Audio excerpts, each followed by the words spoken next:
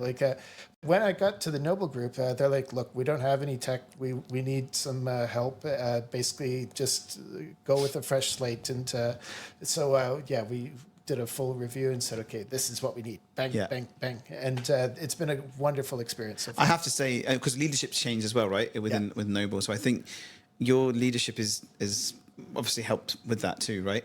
Because and then to be fair, you are a little bit of a celebrity. I know I know you are very humble, but you are well known in with what you do, and also you understand tech, which is important. So you have lots of IT managers that come in that don't understand tech, that want to just go in and do the blank canvas. So we have had clients before who have bigger brands.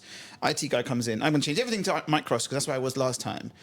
A month later, they're gone, and the next person comes in, and similar to what you're saying, come in, okay, let's do a review, let's do this, let's check. I have to say that one thing that pops out in my mind is what Chris Fletcher said to me was looking at your overview, your spidergram of everything.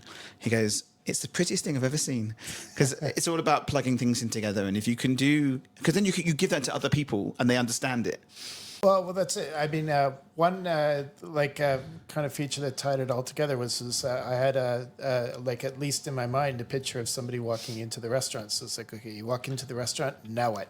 It's like, yeah, you make an order. Well, also too, then you plug in the reservation. So how did they get to the restaurant in the first place?